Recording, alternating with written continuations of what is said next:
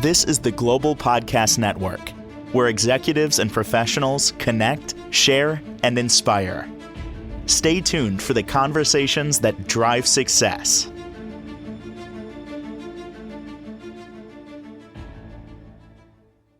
We are back today in honor to have Dr. Peter Gardner joining us, and I'm excited to speak to him. Well, to get to know him and then talk about the work he does also as a hypnotherapist, and of course, how he's helping so many people out there with so many different things that honestly, maybe you don't realize the power of hypnotherapy. But today, I think you're going to find out, and you're going to walk away from the show saying, wow, I think I might need a hypnotist myself. So, as a hypnotherapist, please welcome to the show, Peter Gardner. How are you? I'm good. Thank you. Thanks for Uh, having me. well, thank you for being here. First and foremost, tell us a little bit about what it is that you do. Um, what I do is hypnotherapy, which Mm-hmm. is a way of delivering therapy. It's not therapy in and of itself, but it's a way of delivering it that I think is more effective than sitting, talking, and I've been doing this for a number of years now and absolutely love it. So Well, I know I want to get your whole background. Where are you from? By the way, currently, where do you live? I'm in Stamford, Connecticut. Stanford, beautiful. I live out in Long Island, but I love Stanford. We're not too far away. Oh, And, I think before we get to know you as a hypnotherapist, I want to get to know you as a person, find out where you grew up. Then, of course, I know you have amazing credentials as a gastroenterologist. I want to know about all your training and, a little about your childhood. You always wanted to be a doctor, right? So give us a little bit of that background story, if you don't mind. I think it's important for well, people to get to know you. Well, I'll give you the Reader's Digest version. Yes. When I was a little kid, when I was 6 years old, I badly broke my arm, and I had the most gentle, kind man take care of me. And from the age of 6 on, I always wanted to be like him. Now, he was an orthopedist fixing my arm, but he was just so gentle. And so from then on, I wanted to be a doctor and kind of with that goal in mind, worked towards that and was lucky enough to grow up in Westchester County, New York, and then go on to the University of North Carolina, where I was lucky enough to play a sport, to play tennis. And so did that along with training for medical school, getting ready for med school, and went to Georgetown Medical School, finished training there. Decided I didn't want to be an orthopedist. I didn't want to be just like the man who took care of me, but uh, wanted to actually do something with my hands that took some Yeah, manual dexterity. I love tennis I and went read on that to too. gastroenterology. So Amazing. Very impressive, very impressive. And let me ask you now, how did you stumble upon the powers and the amazing benefits of hypnotherapy? I want to find out a little transition about that. So I know, oh, by the sure. way, and did the orthopedic ever know that did you ever keep in contact with him to let him know that he like inspired you? I saw him every so often, more socially. I was a kid. I ran into Yeah. him over the next 10 years, and each time he'd look at my arm and say, very good with his accent. So I didn't keep up with him, but he knew that I went on to med school, and I've lost contact since. Got it, but that's a beautiful story. Yeah, Amazing, amazing. All right, so now let's switch gears here. So, as a gastroenterologist, you also have a love of hypnotherapy. Do you want to share a little bit about what happened and how you discovered this? sure, sure, because it's way off the beaten path of a gastroenterologist. Yeah. Everybody asks me. I'm a tried and true doctor. You prove something, you see that it works, you do it. So Yeah. very data driven. And I like to kind of go in, do a colonoscopy or an endoscopy. That's fun stuff for me. Take out whatever needs to be taken out, say I'll see you in 5 years. So I like results and I like to know that what I'm doing has been proven. Practiced gastroenterology for close to 30 years, ran the division at our local hospital and taught. But in the I guess the early 1990s, a patient came in, and I used to like to talk to patients, and he said, I do hypnosis. And I looked him in the eye and said, well, that's a bunch of baloney, isn't it? And my background and graduate work had all been psychology, but I just never knew much about it. He challenged me. He said, well, go to a course, see what you think, see if you think it's still baloney. I came back, did some colonoscopies with people under hypnosis, and it turned out he had written a book and was a big man in the field. So I said, well, this stuff works, but I'm a gastroenterologist. Let me go back and do what I do best and train for. And I'd say about probably 12 years ago now, just because of some physical issues I had, I couldn't practice GI anymore. I just couldn't stand long enough to do procedures. And I said, well, what am I going to do? And my wife reminded me, your graduate work was all psychology. You love the hypnosis. Put the two together. I did that. I now teach hypnosis. I have a certification in CBT. I don't practice therapy as much as I do. Wow. So that's a long version, not the Reader's Digest version of how I got here. Well, it's important for us to get to know you, and it's fascinating. We're going to learn so much more about hypnosis and all the benefits. And of course, clearly, you mentioned, the target of hypnosis, you said has to be clear, concise, specific, right? You said you want someone to feel better. That's not specific, and that's not no target. So, the need to get to know how you say what would make the difference now and feelings. So, talk a little bit more about our feelings, our behaviors, and these anxieties I know you wanted to address as well. Well, first of all, I live in Fairfield County, which anxiety just is rampant here, as it is where you live too. Yeah. Um, we generate our own anxieties. How is it that I don't know, get on an airplane, sit there and just want my food, my movie, and the gentleman next to me is white knuckling it? He's playing a movie in his head. Uh-oh, what if, what if, what if? And he's not just playing it, but he's believing it. Yeah. And that's what we do with anxieties. Anxieties are really a search for certainty. If we knew how something was going to turn out, wouldn't be anxious. So Yeah. what we do is we kind of make up the story, then we believe it and we know it's true until it's Mm-hmm. not. Until it's not. So there's certain Exactly. skills, certain things we can all do to lessen anxiety, and they work well. I mean, most of us will never be the Dalai Lama, so that there could be a nuclear war and we wouldn't care, but we can lessen anxieties. Beautiful. And that's part of the work that you're doing. And there's still so much more. Also, let me just pull this back up here because your notes kind of disappeared. Let's, move on into what really is hypnosis because, it's the guy quacking like a duck on the stage, moving his arms because you're telling him to. No, no, no. Can you tell us a little bit about really what it is? Sure, sure. And Thank again, you. these are questions I get all the time, so Of thank course. You're welcome. you. Have you ever, and I'll ask you, have you ever been driving down the street on the highway, you go right past the exit you wanted to get off, and then you Swear, smack, I swear on my mother yesterday. And she's passed. I was driving to the doctor in the morning and I'm way past the doctor's office. I'm down the road further and I said, how the heck did I get here? No memory of it. And then then I'm like, how did I even leave my father's house? I dropped my food to even get here. I don't remember anything. What was I thinking about? Was well, I hypnotized? well, exactly. Well, no, but that's exactly what hypnosis is. You drive past your exit, you say, what am I doing? And then you remember, you turn around, you get off. What happened is you're lost in thought. You're in a daydream. And when you're in a daydream, Mm-hmm. you believe it. It's true. That's why daydreams are fun. If you dream that you're Superman, Superwoman, and can fly, you're flying in your daydream. You're Yeah. very suggestible. And in hypnosis, people are more willing to accept suggestions that are Interesting. consistent with their ethics, their morals, why Mm-hmm. they came in to see me. And that's really what hypnosis is. But I guarantee, Jill, if the light had turned red during this drive that you don't remember, you would have stopped. So some part of you knows to follow the rules of the road, although you're in a daydream. In hypnosis, certainly when I do it, people know where they are, they know what's going on, they're aware of things, but they're in a much more what we would call Yep. internally focused state.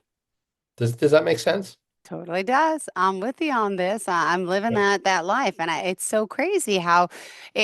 So we're used to this, but people. So it's not that stage type of behavior where you're gonna be doing things that that you don't want to be to do, but you do have to have someone's permission with hypnosis, right?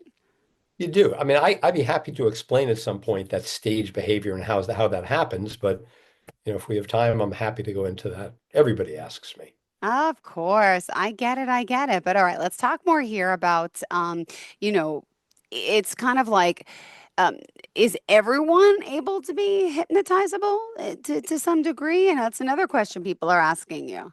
That's a great question. I had a kid. I don't know, a year or two ago, and I don't do things with people that are crazy because they'll never trust me again. First of all, I say I don't do it. You often can't do it. But this kid, 14, 15, 16, Wow. kept saying, do something crazy, do something. And he wore me down. I said, if the mom's in the room, we'll do it. And so what I did was I said, there is no number four. The number four doesn't exist. It never did exist. So we counted the fingers on his hand and we said 1, 2, 3, 5, 6, 7, 8, 9, 10, 11. So 11. And he couldn't figure out what was wrong. I skipped the number four. So that's something crazy. Now, when you said to him later on, do you know what happened once we gave the number four back? He said, yes, I knew where I was. I knew you had done something. It just didn't seem real. My point is, you can Wow. sometimes get people to do odd things like that, and that's about 15, 20% of people. But to your question, is everyone hypnotizable? If someone fights me, and I've had that where someone says, why did you say that? Why did you say that? I mean, they're going to win.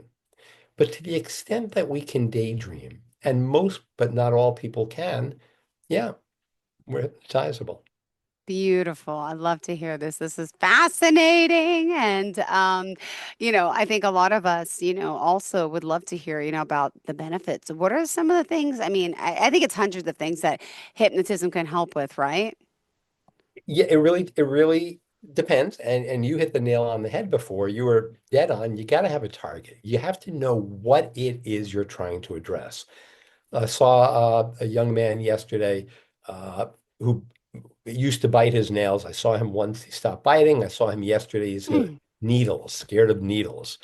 That's the target. When someone Oh, comes in exactly as you said before and says, I want to feel better, I don't know what to do with that. So I'll yeah. say, well, if you woke up tomorrow morning, everything's better. What would be better? Be Yeah. specific. So fears, phobias, anxieties, social phobias, stage fright, doing what you do all the time, speaking, to an audience, Hmm. all those things are amenable. Now, when you have things like certain psychiatric conditions, it gets really hard, and they're not amenable. And then there are certain things I won't do. I don't see people who have significant traumas. They need to be processed with someone who's fully trained. I'm Okay. not what I want to do. But most issues that we deal with on a day-to-day basis or that get in our way are somewhat amenable. It depends on the issue. Beautiful. I know you mentioned briefly no nail biting, right? But there's so much more. Could you talk about some of the other things that you're able to help people with and get through? Well, then the nail biting's kind of an easy one. Nail biting, hair pulling, needle phobia. Those are kind of bread and butter things, smoking. So yes, I see a lot of that. I get referrals from doctor friends of mine, other therapists, when they kind of feel stuck with Hmm. a client. For example, if they're seeing someone for anxiety and they're just not getting to where they want to go, I'll see them for hypnosis for the Okay. anxiety. So, I mean, it's a whole host of things that I see people with and we think of hypnosis for, nail biting, but it's really so much broader than that. Got it. Well, of course, there's lots of fears, right? There's weight loss. I've heard about that to help, help people stop smoking. But there's also, I know, deeper things that hypnosis can help with. Can you tell us some of them that people may not even expect to hear, to know that, the benefits of it? Sure. I don't do regressions. I don't take someone back to recall a prior memory. Studies are Okay. crystal clear that when you do that, you don't know that you're getting a proper memory. You don't know Okay. you're getting the real thing. And there was something called the memory wars of two top people discussing this. So I won't do that. On the other hand, a friend called me and said, "Where the heck are my keys? I can't find my keys. I put them down the." Okay, that's something that I will tackle going back. Um, but I'm of the mind that it's really important to know how we got to where we are, where we're stuck, what the triggering event was. I think that's critical. But I think what's more critical is getting from today to tomorrow. So understanding that's really important. Let's talk about it a little bit, but now let's work in our behaviors so that our behaviors, our thoughts, our feelings they're different moving forward because that's why people come in to feel better tomorrow. Beautifully said. Thank you so much. And by the way, let me just ask, here we are on a Zoom call. Are we doing a lot of our hypnosis this way, or does it have to be in person? Could you just share a little bit about that? Well, yeah, great question because during COVID, it was all via Zoom. Studies have shown that psychotherapy on Zoom is just as effective as face-to-face. So then the question is, what about hypnosis? And as long as people follow the few guidelines I give for it, for example, having a light in front of you so you're not grayed out, not letting the dog jump in your lap. Absolutely, I do it over Zoom all the time. Awesome. Well, thank you for sharing that. And also, if you are just tuning in, we're excited that you're here to talk more about hypnotism. And let's talk about, how does someone know, right? Because this is another question you get. How do I know who is a good and who is not? Who are people that are licensed? Is there some sort of review board? How do you find someone that's, qualified to actually do hypnosis, or can anyone do it? That's a really insightful question. The answer is yes. Anyone can do it. There's no barrier to entry, meaning anybody can do it. Uh, if it doesn't work, there's no accountability. There is no board. I mean, it's really a shame. There is an organization, the American Society for Clinical Hypnosis. They certify people. You can look and should look if someone's looking for local organizations, could be statewide or more. Um, but again, I think the American Society is probably the best place to go. I know I'm the president of the Clinical Hypnosis Association. So if someone looks us up or finds me, I'll refer them to someone who is a member, and we require they be certified to do it. But anybody can do it. And in those stage shows where people bark like a dog, it's anybody who does it. It's not someone who's certified, who has a professional ethic. Beautiful. And I know this is our first show together. I just want to make sure we are covering everything that's important to you. Again, Peter Gardner here tuning in. If you are just tuning in, we are talking about his work, obviously with hypnosis. And what are some other things that you want to share with us in particular about this? And obviously, you're so passionate about it. And I also want to hear some stories about some of the people you helped as well, whenever Sure. you're ready. Well, I am passionate about it. I did what I wanted to do in gastroenterology for 25 to 30 years. Yeah. I had fun doing it. I loved interacting with people. I got into hypnosis, as I said, because I said to a patient, that's a bunch of baloney. Well, he was there to get a colonoscopy. How do we get into that? I like getting to know people Yeah. for their comfort and for mine. And so I really loved what I did in GI and kind of looked for something where I could interact with people again and be helpful in a different way, which is this. Yeah. So I'm passionate about it because number one, it's a second career for me. What do you do when you're in your I guess early 50s and you have to stop doing what you trained for? Yeah. You got to do something. And if you want to be in that art, that healing art, you have to find something. And Yep. so I do this now, not as much um, because I have to. I do this entirely because I want to. And so Beautiful. that's why I'm passionate. When someone calls back and says, I'm not biting my nails anymore, I feel great. Now, is that a As you huge, you should. know, Yeah. I'm not solving a world problem, but good for him. I feel great about it. Mm-hmm. In terms of the type of things we see, or I've seen interesting stories, anxiety is the tough one. People come in with life's anxieties, riddled with their own stuff that we all have. And in Yeah. this crazy world now with what's Yeah. going on everywhere, just tremendous anxiety. And so it's always a challenge kind of figuring out the right things to say that will Mm-hmm. resonate with them so they feel a bit more comfortable. And I recently saw a therapist.